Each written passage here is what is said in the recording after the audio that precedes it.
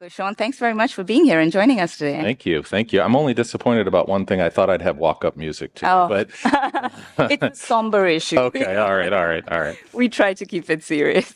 But Sean, you yourself have said food waste and food insecurity are pretty inextricably linked.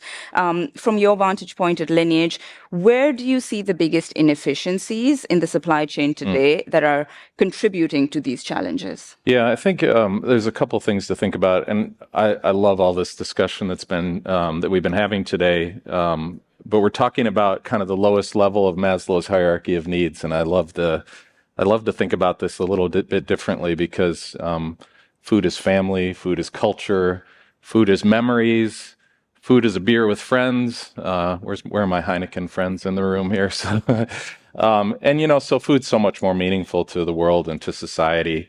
And so I think starting with the premise that you started with, and there's enough food to go around, at least today. We've heard a lot that might change, but at least for today.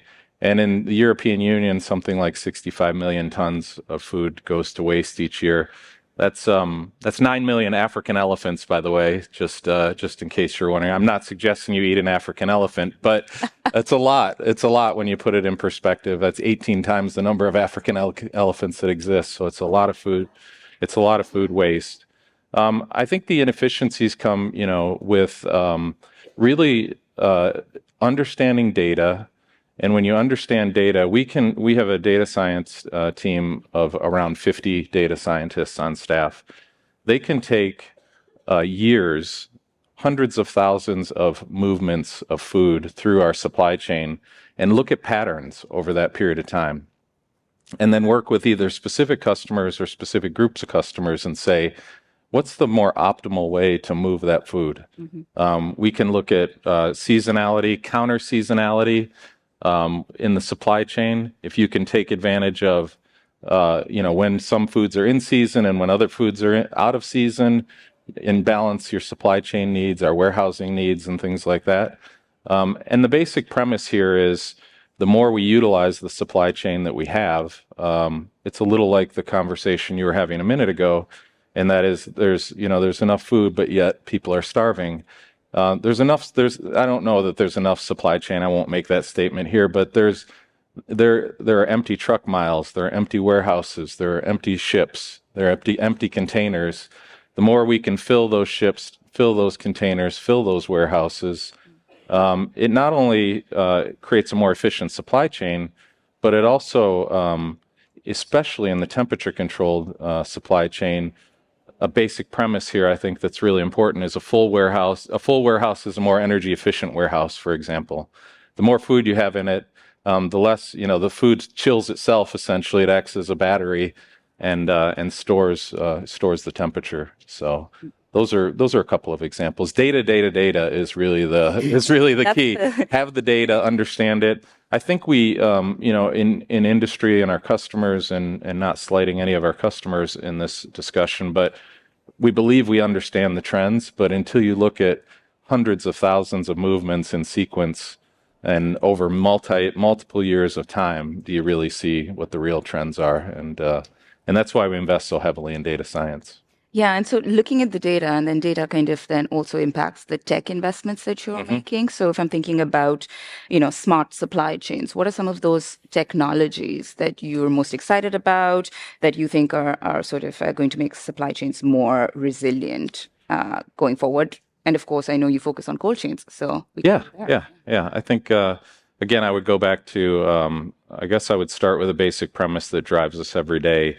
And that's our purpose statement. It's to transform the food supply chain, eliminate waste, and help feed the world. So if you think about each one of those three components drive us to think about something different. So what's transform mean?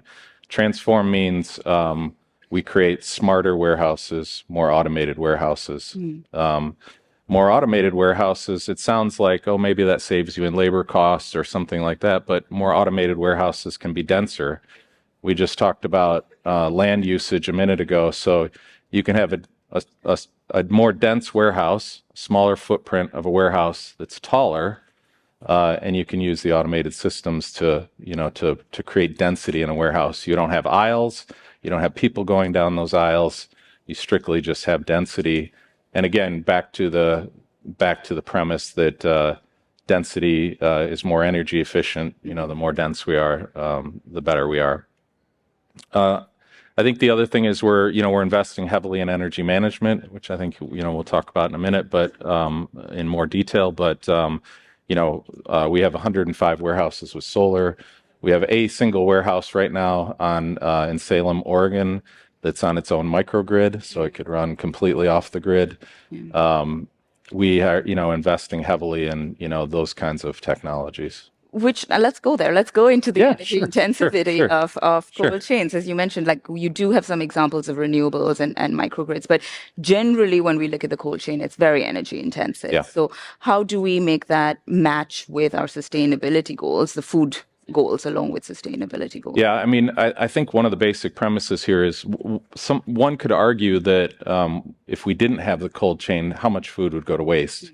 I don't have a statistic in my back pocket on that. I don't know what that would look like, but getting moving strawberries around the world so that Europeans can have strawberries in the wintertime requires a supply chain that's cold.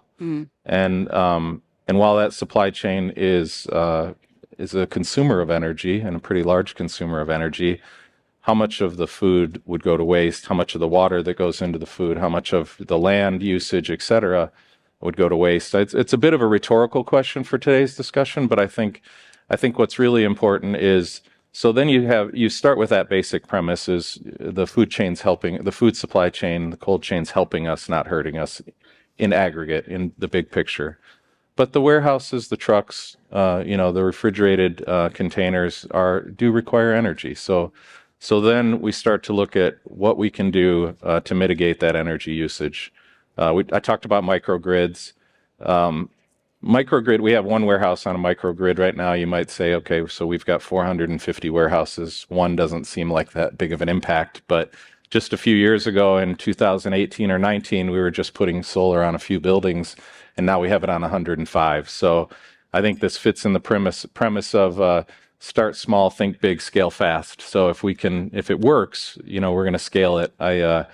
I think about, I don't know if you ever heard the starfish story, but there's an old man walking down the beach, and he sees a mound of sand at the end of the beach with a little girl on top of it. And as he gets closer, he realizes it's a mound of starfish, not sand. And she's throwing back the starfish one at a time. And the old man says to her, "That's one starfish. It doesn't matter." And she picked up another starfish and threw it in the ocean and said, "Well, it mattered to that one." So this is kind of how we, I think, view, these kinds of innovations is if we pilot it, if it works, we'll scale it. And so, we look at it that way. The other thing is in supply chain solutions, this technology that I taught, or this data science area that I talked about is really, really important, because the more we can inform ourselves and the more we can inform our customers how their product moves, the more efficient we can move it. So empty truckload miles not only waste the energy it takes to run the refrigerated truck, but also the carbon emissions from running a truck empty, for example. So we can fill up trucks and make sure both ways of their trip they're full. We do that. There's really small things. Just yesterday, in fact, I looked at, we have some technologies in our warehouses for blast freezing, where we bring meats down, mostly proteins, down to a frozen temperature very quickly. You can simply put a more rigid carton in between, between the layers of the pallet of meat versus either no slats, or ones that are sort of egg container slats that tend to crush and things like that. And you can cut the blast freezing time down in half. So that's not sexy or exciting. It's just, but it's blasting a pallet of meat in 72 hours versus 36 hours is a huge energy savings. So data is power, data and sharing that data. For sure is. Yeah. Sure is. I do want to make sure that we have time for audience questions as well. Maybe we could do one question if anyone has anything that they would like to ask urgently. Oh, there's one back there. Thank you.